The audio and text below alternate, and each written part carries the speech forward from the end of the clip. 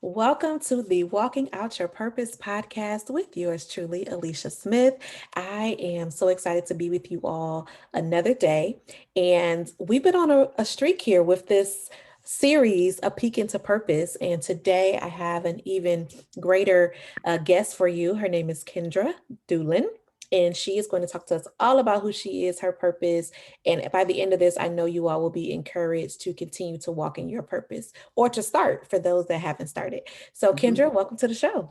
Thank you. Yay. I'm excited to be with you.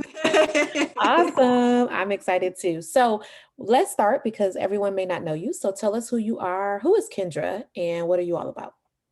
Well, I'm Kendra Dublin. I help Christian millennials turn their testimony into their ministry, discover through self-examination, so they can answer whatever the call is that God has for them. So that's how me and Alicia ended up connecting through all of that. But yes, I'm a Christian woman that likes to help other Christians, and millennials are like my people. I love millennials, and I love like that age range right now because it's definitely where God can get His harvest. So I'm just excited to be here with you and to see what God has for us. Awesome. So, let's start there. So, how would you define your purpose and how did you discover that? My purpose is all in helping people understand their root issues, understand who they are, to examine themselves and become like really aware of all of their different habits so that they can shed those bad habits and actually do what God would have them to do. I think a lot of times we think too external about our issues, and a lot of it is just all in the mind and heart. And so that's literally my ministry, is to help people to get from one place to the next, and do it in not as organic, but more intentional, so that they can begin their ministry. And that all started from me having my own struggle of alcoholism in my early 20s, and going through all of that of, the alcoholism, being drugged, being picked up by the cops. It was so many different instances of craziness that I had. But it came from that. I had sex outside of marriage in my early 20s, and all that time beforehand I was a virgin, and so that really hit me like really heavy when it happened. And months later was when I actually like just spiraled down, and because I was already partying and all of that good stuff, it just kind of went in a crazy spiral for a whole 7 years. So that's why I'm so urgent and so vibrant about people getting, rid of, the issues that they have that are internal, because once you do, you can just turn that around for God's glory. So that's why I always say, testimony to ministry, or life struggles to your ministry, because I think that's how most of us actually even start. Absolutely. Absolutely. I love that. And I'm a numbers person. So 7, right, is the year of completion, right? So as you think back to that experience, and I'm glad it's motivated you to do what you're doing, because sometimes I think people, they want to put that in the past and it's like they don't want anybody to know about it because it could be Right. shameful or what have you, but you use that for God's glory. And that's what our Mhm. testimonies are for. Mhm. But going back to that experience, as you think about, coming out of that, how did you start? Like, how did you know that it could become what it is now? Like what you took that experience and now have a business with it. So I didn't know. I just like every single day was a day to like defeat who I was before. So like I was coming out of it, I was actually dating a guy, and we were starting to get serious. And I'm thinking like, well, ain't no way we're going to get married, get engaged, and like I am still like not right. Like both of us ain't right, but I'm really not right. So yeah, after like that experience and having to break up with him and break that off, I had to start reading the Bible on a daily basis, and that was just like what I tell people all the time: one chapter a day. Like, don't try to get too deep in it. I just had to do one chapter, the next chapter, and the next chapter. And I didn't, I had to do my self examination, all that good stuff as well. But I knew I had to also move forward. And that helped me to get rid of the shame and the guilt and to understand God on a better level than I had known, in my high school, early college years. Because now you got to put that stuff into practice. It has to be like heartfelt. It's not just you just doing something. And so it came out of just my studies with God, and practicing my talents and my gifts and developing my gift of writing, and then being of service in my community and my congregation. And so out of that was where God was showing me I was starting to write more. And as I was doing my songwriting, a year later, after God had delivered me, I literally wrote my first book within like 6 months and didn't even know I was writing a book. So it was literally all a God movement. None of it was planned or prepared. I was a manager in retail, So, I'm thinking I'm going to continue on that route because I had been a co-manager or a store manager for years. So actually going from the alcoholism to telling my story to writing my book and having it out, I mean, it was all literally a God movement. There was no plan of me seeing where I was going to be until I wrote that book. Then it was like, all right, God, now I'm seeing. I see you. Right. I see your hand working. Yeah, that's awesome. So tell us, I mean, how does it feel to be an author? I mean, that's a great accomplishment. It's amazing. Yeah. It's amazing. But it's also like, it's just a part of my journey. Yeah. I've been writing for so long. And so as far as songwriting, so it was almost like I was completing a phase of my life that was showing me who I was. And so it was like, wow, like, God did this for me. And like, I just listened and followed, like I actually followed. And then like the next book was out a year later. And I really had the next book a few months after that one was released. And so it was just like, this is just what I do. So it was like that excitement. And then it went into, okay, well, keep going, keep going, girl, keep going, girl, Yeah, it is very exciting, being an author and seeing that be accomplished and continue to move forward in what God has for me. That's awesome. I always say on the show, we have to be obedient when we hear God speaking to us. And of course, it comes in different, ways, Mhm. right? Certainly it's our word, opening up the word, but it's also those whispers from people pouring into us. It's preachers that are teaching us, etc. But we have to be obedient because we can listen all day long, but if we don't, move forward and do something, it's for naught. So as you think about, first of all, tell us the name of the books. Hello, we need to know. We need to know the name of God's the book. God's perspective for me, volumes 1 and 2. So they're both Okay. inspirational poetry. They go through like my different life struggles and ups and downs, and then they have questions to go along with it for you to reflect as well on the poetry and what it means for you. So I didn't want it to be just you seeing my story. I wanted to kind of engage in that way. Awesome. Awesome. Okay, we'll come back later to where folks can get that, Okay. pick that up. So as you think about your business, right? Tell us a little bit, maybe a little bit more about that and what services you provide, and again, how you've taken your testimony and kind of structured that into a business. Yeah, so I call myself a millennial strategist. And so under I'm that, here for it. I'm here for it. right, under that heading is life coach, author, and speaker. And so with the life coaching, it was really God just showing me my own journey. And so I built my package based off of my own journey. And then God showed me other materials because my dad is a pastor and a life coach. So he has like a plethora of materials of just regular, practical, everyday things. And so I had my journey. I had the assessments that would go along with it that went directly with my journey. And so God just brought that about for me. And that was really about a year after just doing like regular free coaching so I can get an idea of like what my client wanted. And so after realizing that they needed to go through this whole system. So what I like to call get your mind right, get your business right, get your branding right. So they had to go through a whole system that God was showing me. This is how I want you to disciple in 2020, in 2021, like and beyond. That's Because good. That's like good. that, from an online standpoint, like that's what you have to do for any ministry that you have. All those things come with it. And so that's really how my journey started, was the get your mind right phase. And then I did the get your business right. And then I got my branding right. So I'm like, okay, this is where God is showing me that I not only need to help them with their mind, but then I need to go back into the business part. And then that ending part of get your branding right. And so that's kind of like everything I do is based off of that.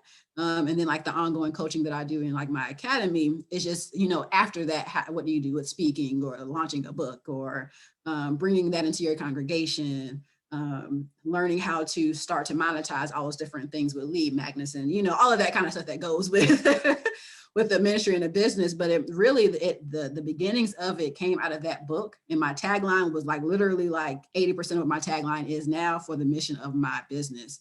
But it's all about helping that person have that 360 effect in their lives to get back on track with God. Amazing, amazing.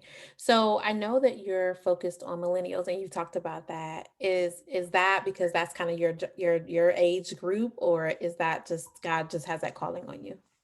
Yeah, I feel like that age group is like the best group of people that are ready for a change. Mm, When you get a little bit too young, then I mean, there's a lot of people that want to have that kind of personal development and that relationship with God. But you're still kind of young and you're still haven't gotten to that point where you're like, all right, God, what is this life really about? You haven't really literally gotten to that place yet. And so generally like that 27 to 40 is like where people are really trying to figure out, okay, am I gonna really do this or not? Because I don't have time for people that's gonna be like, I think I want to help. No, if you want it or not. And I feel like that age range is definitely more ripe for that. Now, I've had different clients that are different ages, but I just target millennials because I want to be able to help that group do something amazing and different and change the trajectory of where our churches are going. But I just love my millennials. We get a bad rap for no reason. At least to me, it's for no. absolutely. I Yes. mean, you get what you breed. So, that's on you, the older people. I'm sorry, but that's on y'all. But yeah, I just love that age group, and I love it when people are just excited to do something different. They're seeing that maybe what I'm doing isn't working, and then I'm right there to say, hey, let's go through this journey. That's good. So thinking about your clients and the people that you've been able to support and help and mentor, what would you say are the main hangups? Like what's holding people back from, becoming their best self or starting their business or what have you? And maybe how have you helped them work through that? I call it the lingering effects. So I call it the lingering effects, like if you got sick. And those lingering effects come from like childhood trauma or self-induced trauma, like alcoholism, or just different things that happen in our lives. And then what happens is we have a lack of forgiveness, we have pride, we have self-confidence issues. And so we have all these different people pleasing, all these different issues generally stem from certain incidents. And so a lot of times they don't really know that they haven't had enough self-awareness to realize like why they do what they do, and how to actually have a new habit and create like a new way of life. So that's generally the first part is they know that maybe something is off or I've been through this, that, and the third, but they don't really know the depths of how it's changed their lives in a sense and how they've almost taken on that trauma in their bodies and their thought process. So that's generally like the first part is like realizing like where I actually am versus where I think I am. uh, Yeah. so Yeah. that can be a bit of a shock, but it's also a revelation because it's like, wow, like this person is telling me something that I haven't really had somebody else tell me. But I'm intrigued by it. Like I need to see, oh, okay, I am seeing it. Because initially people would be like, well, no, I don't think that's okay. Let's keep talking. You'll see. And even that is great to see when they're like, oh, okay, like now I am understanding like what you are saying. So I would say like actually putting together like where they think they are versus where they really are, and then starting to build upon that. And then I just really go through the different assessments. So my coaching package, I like to call it divine. I mean, it's literally divine, and it's going to go through every single part of who you are, like your whole man being, from the habits you have, from your creative leisures to how you deal with stress to I mean it's literally everything that you need to know about yourself to change in a very intentional amount of time. So it's multiple steps, but Bible study is like one of the number one things in my program. I know like a lot of coaches may not do it that way, but Bible study with my assessments is going to be like the ultimate way for you to change in a very quick time. And so reading God's words is like, it's, if you want that growth, if you want to see it within that 6 months time frame, read your Bible on top of the assessments. And if you don't read your Bible for my clients, you can't be my client. And so Mhm. Come I'll play on. The around. people that are listening to the podcast versus watching this on YouTube, when I'm over here like snap, I'm like, this is amazing. We have to do things in order, and God has to be first. He has to Mhm. be first. And until we get that relationship right, all the rest of it is not going to be in order. So I love Right. that. That's a core part. And yes, no other coaches are doing that. Yeah. So I love that that's a part of your program. And you obviously, you're successful, and I'm sure that people have had a lot of success. I've read some of the testimonials on the site, so I know it's impacting people. So that's beautiful. So this gets into my next question, right? Which is how important, and you've kind of answered it, but maybe if you have anything else, it's like how important is faith, in what you do and how you present yourself in your business. It is 100% important. Like I am unapologetically a Christ follower, and I have no issues with that because that's who God brought me from a very dark place. So I better not be ashamed of Him. Going to and fro when it comes to online, or if you see me in person, I'm the same way every single day. I'm all about God, and so faith is like the foundation of my business. It's the foundation of when I speak. It's the foundation of my coaching sessions. I'll pray for my coaching sessions. If I don't know something, all right, Holy Spirit, help me to figure out what is happening with this person so we can continue to move forward. So it is literally the foundation. It is the head as well. But it's very important to what I do, because if I am not leaning on God for everything that I do, then I am out of alignment. And that may be pride seeping in and other things that are seeping in that I need to be aware of. So everything I do is centered around what God would have me to do, which is why I've been able to do what I've been doing so far. That's good. That's good. I want to go back real quick to something that you said earlier when you said you are a pastor's kid. So Mhm. talk to us about, how what is that like, and how did your family, or how has your family supported you during the dark season and then post the dark season? Yeah, I mean, I love being a preacher's kid. I mean, everybody doesn't have that same sentiment, but I really haven't had many problems. I mean, the problems that I did have stemmed around me being crazy, not me being a preacher's kid. But my parents and my family didn't really know what was happening with me when I was going through my alcoholism phase. I hid it very well. I mean, of course, I missed church a little bit more than I usually would because I may have been like hungover, or I may have gotten there like a little bit later than usual. And then I may not have been like, I'm like, hey, mom, hey, dad, but I wouldn't have been too close so they wouldn't smell the alcohol in my breath. So they didn't really know what was happening. Like I hid that pretty well.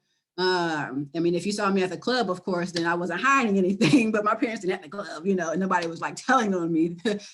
So, but yeah, after that, it was more of, how can we support you? How can we help you? Maybe my dad, even now, a couple of months ago, had bought me some life coaching groups, starters.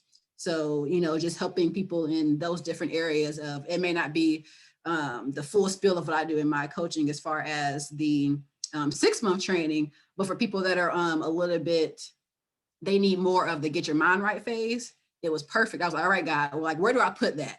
And so I just let it sit there for 2 months. And then when this workshop that I'm doing monthly came up, I said, that's where it is. That's where it needs to go. So they're both supportive. They both invested in my business. My mom and my dad are both my personal cheerleaders. My mom, especially, both my parents are, but my mom has like the personality like me. So she's like, yeah, Kendra, oh my gosh, that was great. Da, da, da. And my dad was like, yeah, she's a powerful woman. Yeah. So they've all been supportive of what I do, especially since I kind of am like following my dad's footsteps in that regard. I love that. That's amazing. And it makes you feel so good when your parents are proud of you, Yeah. it I know for me that's how I feel. Not that, there's still so much I want to do, but just that my parents, while they're here, they're still, Hmm. alive and well. And for them to see even where I am just now, I'm like, you have no idea where God is taking me. But it's so good to know that they're proud. And so that's awesome. And I'm glad they were supportive. I don't think that everybody doesn't have that experience. So I'm glad that God blessed you with who you have as your parents, to help walk you through that. And for those that are listening that may be in a dark space or a dark season, that's why I do this podcast. That's why Kendra does her business, right? It's just to help people know that somebody else is out there, right? That can kind of help you think through it, help you get through it. And that, of course, God is going to guide your steps. So, but it's good Yes. when you got somebody, behind you on the side Hmm. of you. Yeah. Um, I've been okay, very blessed. good. So let's talk about the pandemic because I love to ask this question to people like, how has it changed? Has it changed anything for you? Has it changed anything with your business? Kind of what's been the impact of the pandemic, and maybe how have you had to pivot? It's actually really been the same because everything that I was doing was already online. So Right. literally like, well, y'all just catching up, okay? Because I didn't had to do this thing online all this time. I've been posting it and everything else, you know. So in that regard, it really hadn't changed. And I was working from home, you know, prior to it. So as far as like being home and not really seeing everybody like every single day or like once a week and all of that, it didn't really frustrate me mentally. And then the business was already online, so it wasn't already had, you know, websites and, you know, all that kind of stuff. So I actually don't have the same experience as a lot of people when it came to like the frustration of changing the settings of work and all those different things, because I was already doing that. So I can thank God for that as well, that, you know, you know, during any type of pivot or shifting, you know, I kind of look, I usually see it for what it is and ask God for how do you need me to shift or pivot if there's something that I need to do, and then move forward from there. But I haven't had those same experiences, and I thank God for that. No, that's awesome. Now, is this your business full time, or are you doing this as your um part time as you're working full time? Yeah, this is full time for me, Good. and I work with my mom as well. So I work with her part time. She has a business, and so I've been working with her a couple of years. Okay. That part time, do this all day, every day. No, that's amazing. And I asked that question because I think it's even more powerful because you didn't have to, like you said, you didn't have to pivot much. God had already given you this vision, right? And you were able to sustain that during the pandemic. So that's amazing. So, but let's talk about maybe what this season has taught you, though, right? Because I'm sure even if it may not have affected your business necessarily, just it's just mentally, can be. I'm not Yeah. saying for you it was, Hmm. but it can just be draining for some people, or it's like I want to see my family and I can't. This is crazy. So Hmm. maybe what has this season taught you, just in general for your own like self development? Um, that God will just always be who He says He's going to be, regardless. I think not focusing on the circumstance is always, I'm not gonna say always, but it has been one of the things, like in, I think it's volume 1, I think, maybe in volume 2, but it's in one of those. I think it's volume 2 that I'm thinking about it. But too often, I think we do think about our circumstance a little bit too much, versus like the opportunity in the moment. And so for me, it's just continuing to say, what's the opportunity in the moment? How do I need to pivot or shift for you, God? You know, how do I need to see things differently? And how can I encourage people on a different level, because of what's happening?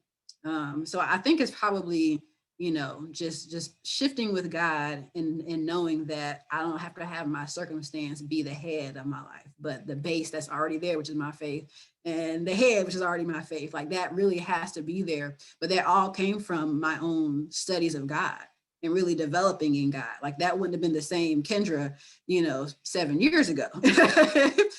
So I'm not speaking from a person that's always just done it right. I have just gained enough faith and done enough work within myself and knowing God enough to know that when certain things actually do happen, I don't have to like follow the crowd with everybody else and be stressed out. Like I literally can come over here and be like, okay, well, what's next? It's 6 o'clock. Okay. 5 o'clock, I'm gonna be with Alicia. Okay, you know what I mean? Like so not allowing the circumstance to distract you from the purpose. I think that's probably one of the main things that I've learned in the season. Did you all hear that? That is some wisdom right there. That is some wisdom. I like to say that let's not, and I know this is what some others have said it as well, but let's not tell our problem or tell God how big our problem is, but let's tell our problem how big our God is, right? Mm-hmm. And that He's in control. He manages everything. Literally, this, I think for me, this pandemic, I knew it, but I really know it now. Like, I have no control. Yeah. Like, I have no control. And over those types of things, God is certainly responsible and controls everything. And He's like, daughter, have a seat. He's like, Mm-hmm. pivot as you need to. And even this podcast came out of the pandemic, Mm. just, reflecting on not having the church space to kind of have that dialogue and engage with people. And I was like, I just had so much in me that I was like, I gotta just get out. I gotta find a way to get it out. So God gave me the podcast, Yes. and it's been a blessing. So I think that as people are thinking about, this pandemic and this season and everything that we're going through, don't miss the lessons. Mm-hmm. Don't miss the lessons, because when we miss the lessons, then we got to repeat the lesson, right? Mm-hmm. because That's because right. God will chastise you, right? And that's he Mm-hmm. just chastises whom he loves. Mm-hmm. So we want to make sure that we're learning. So Kendra, I mean, how do you stay inspired? How do you, stay focused? How do you stay on the grind? How do you just keep going day after day? My goals. I mean, it's literally like I see where I'm going to be like 20 years from now, 30 years from now, 5 years from now, 1 month from now. So those are always revisited, and that's really like one of my, you know, I would say is something. I would say probably one of my gifts is like just being vision oriented. Like I can just see way beyond what I see today, and so it allows me to, when I walk in it, it allows me not to be scared or shocked or unfocused about it because I've already seen it. So I literally live off of I've already been here. Now I'm just seeing the reality of it. So being focused, having a sense of urgency, just wanting to do what God would have me to do, really all boils down to where he wants me to be. And so I look at those things, periodically. I do vision planning sometimes, just to be like, okay, God, I believe I'm gonna have 50 books out. I believe I'll be doing this based off of what you're telling me, based off of what you're showing me. And so all of that is always in the back of my mind. Of if I don't do what I need to do today, I'm going to mess up tomorrow. If I mess up tomorrow, I'm going to mess up a year from now. And so I see every single day as, I'm plucking off the next accomplishment and the next accomplishment and the next one. So I'm very focused and disciplined with that. But I want to say that I haven't always been like that. I was very much a procrastinator, which comes from fear and self sabotage. I was always doing things at the last minute, and if I did do it, like sometimes I didn't even do things I should have done. But now, and I'm a free spirit. So that's another testament of, what God can do for you, because generally free spirits are just not, is the discipline is too hard to do, Right. like on any given level. But God has allowed me to still be a free spirit and be who I am, but also have that discipline now. Also be able to correct myself in a moment and have the Holy Spirit say, hey, get back on track. The goal is waiting, the vision is waiting. I just thank God that he's got me to that place that I can stay focused throughout, whatever. Speaking of that, what's next for you? What's just give us a little sneak peek into Kendra's vision board, right? So like what's next for you? Um, 100 churches. I want my program and the coaching program that God has given me to be in 100 churches uh, Mhm. as a tool for the leadership and those that are in that congregation to be able to use my packages to help cultivate their young adults. So that they can bring new and fresh ministries and ministries that make sense to the congregation, and all of that to elevate the church and to elevate making disciples and having people go out into the world digitally and in the congregation. So that is one of my goals for the next few years, is to be able to start getting into congregations and teaching those different lessons, whether it is just the regular online, you just want to have the course, that's it, or if you want to have me and I do the seminars or whatever for like a weekend to get them started, whatever that will look like, God will show me what that looks like. But my goal is to be in 100 churches. Oh, girl, that is amazing. I love that it's a smart goal, right? You're very targeted, you're very specific, right? It has a number, it has a time, you've got a time frame. So that is wonderful. And I think that to your point, we have to do ministry different. We don't have to change the message, but we got to do ministry different. Mm-hmm. And like you said, we've got that. Well, we want to, of course, attract everybody because yeah, the Lord Right, wants everybody, right? No matter what age right. they are.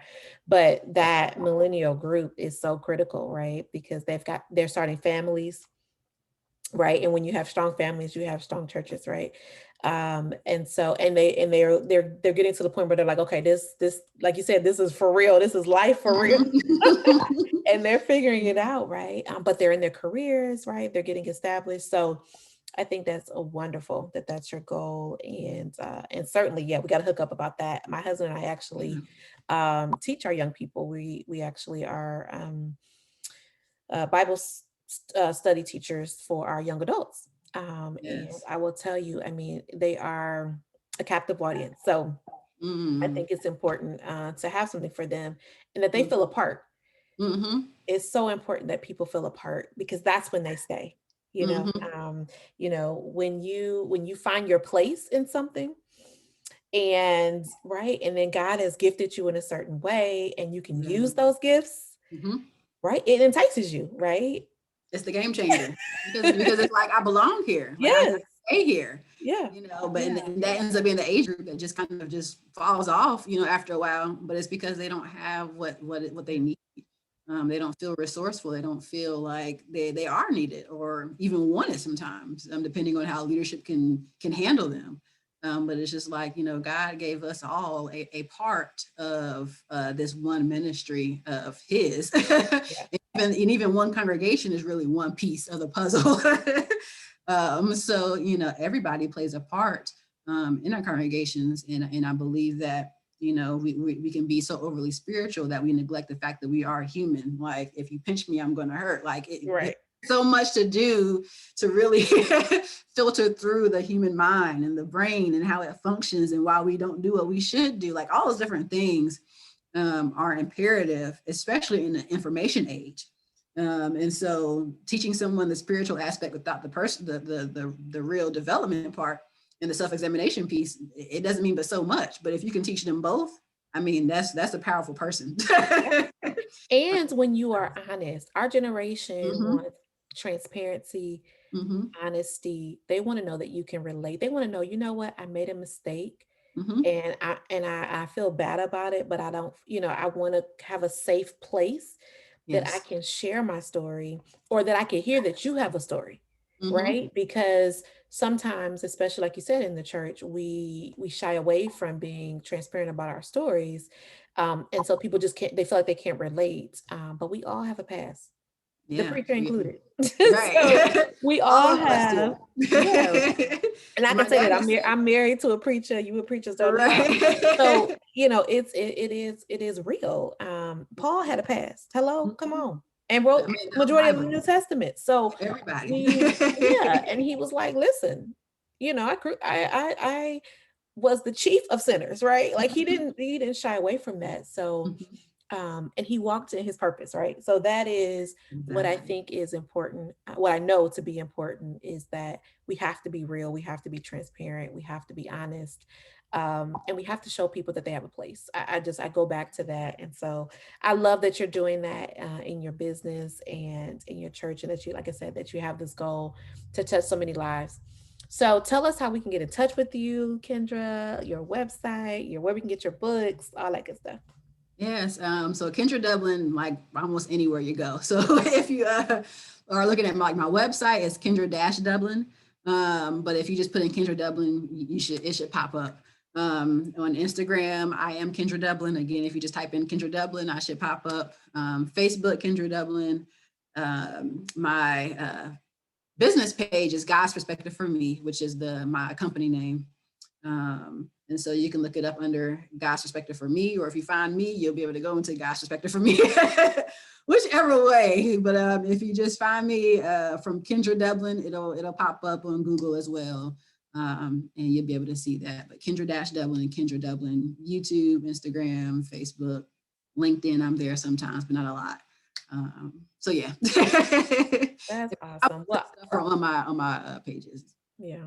Well, I want to thank you for sharing your story, sharing your purpose, allowing my audience to hear from a young person that is doing the thing. Okay, I love it, and I want all of you to go support her, to look into what her services are, how she could be a blessing to you and whatever you're doing, and also how you can be a blessing to her by supporting her. We definitely want to support over here. support the folks that come on the show. And I thank you, like I said, for just being who you are. I'm thankful for our mutual friend, Deneen, and that's kind of how we got connected. And Yes. so I'm very appreciative to that. And I pray God's blessings. I pray for prosperity. I pray for peace. I pray for just abundance in your life and with your business. So My virtual hand clap, my virtual hand clap. You gotta say it back in awesome, yours. awesome. Your All business is right. You guys heard it today. You have no excuse. And you also heard today how you can take your dark season, your trial, your testimony, and turn it into not only a business, but also it can become just so impactful to really change lives, Mhm. right? Because it's not just about the website and having kind of the coaching, it's also about the story changing lives. So thank you so Yes. much, Kendra, for coming on the show. Yes, thank you for asking. All right, you all be blessed.